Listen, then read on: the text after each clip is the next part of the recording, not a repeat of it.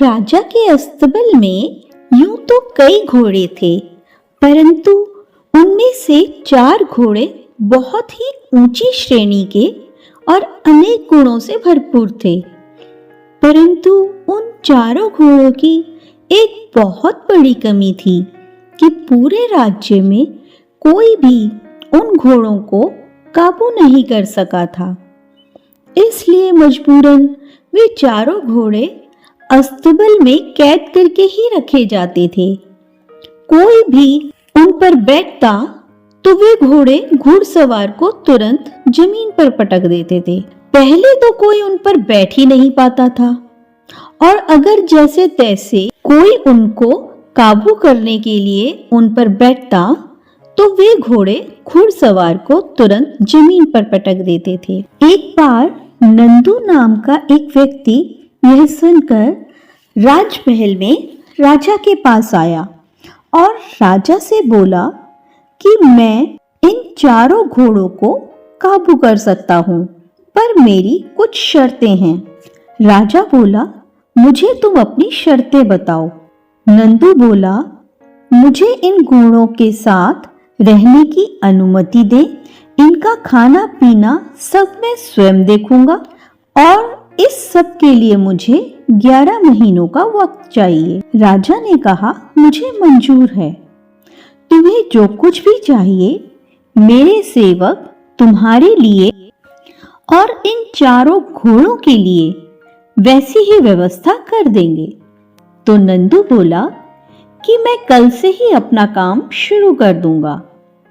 अपने कहे अनुसार अगले दिन नंदू राजा के अस्तबल में उपस्थित हो गया और उसने अपनी योजना के अनुसार अपना कार्य प्रारंभ कर दिया।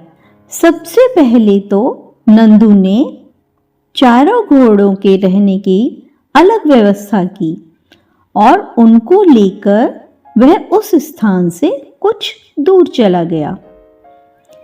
एक बड़ा सा मैदान और उसके एक तरफ उनके सोने की जगह बनाई, उस मैदान के चारों ओर बाउंड्री बनाई, एक तरफ उनके नहाने की व्यवस्था कर दी।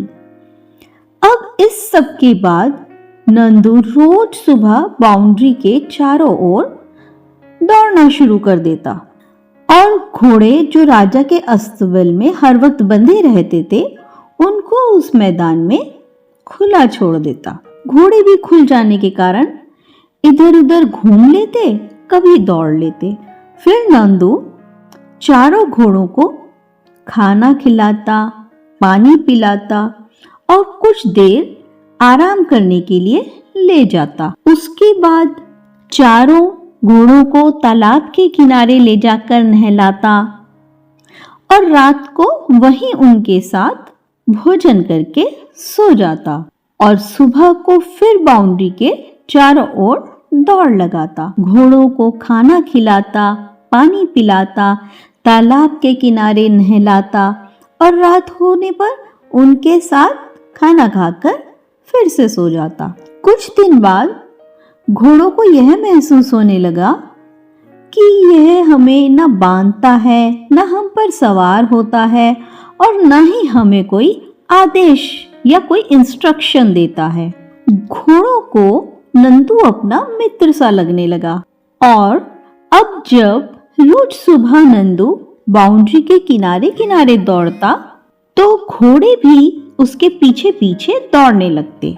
देखते देखते 5 महीने बीत गए। एक दिन राजा ने सोचा, देखें उन घोड़ों का क्या चल रहा है। राजा क्या देखता है कि नंदू मैदान के किनारे किनारे दौड़ रहा है और चारों घोड़े उसके पीछे पीछे दौड़ रहे हैं। राजा मन ही मन उनकी प्रोग्रेस पर प्रसन्न हुआ और अपने महल लौट आया। इसी प्रकार दिन बीतते रहे और 11 महीने का जो वक्त नंदू ने राजा से लिया था वह भी लगभग समाप्त हो गया।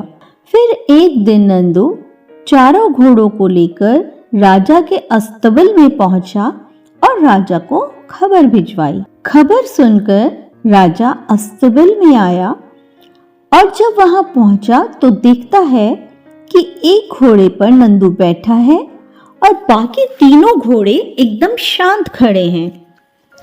राजा आश्चर्य से बोला, नंदू, ये तुमने कैसे किया? नंदू बोला, महाराज, मैंने कुछ खास नहीं किया। एक तो इनको बंदी नहीं बनाया, बंधन न होने से इनको स्वतंत्रता का आभास हुआ। एक, मैंने इनको किसी भी प्रकार का आदेश नहीं दिया और न ही किसी काम को करने के लिए बाध्य किया। तो जो मैं खुद करता था वे स्वयं ही मेरा अनुसरण करने लगे। एक, मैंने इनसे मित्रता का भाव रखा, तो ये मुझे अपना मित्र समझकर मेरी किसी भी बात का विरोध नहीं करते थे। फिर एक दिन चारों ने मुझे अपने ऊपर बैठने दिया और फिर ये चारों मेरी बात भी मानने लगे और आज ये चारों आपके अस्तबल के सबसे अच्छे घोड़े बन गए हैं। राजा ने प्रसन्न होकर नंदू को अपने ही अस्तबल में नौकरी दे दी और उसको बहुत सा इनाम भी दिया।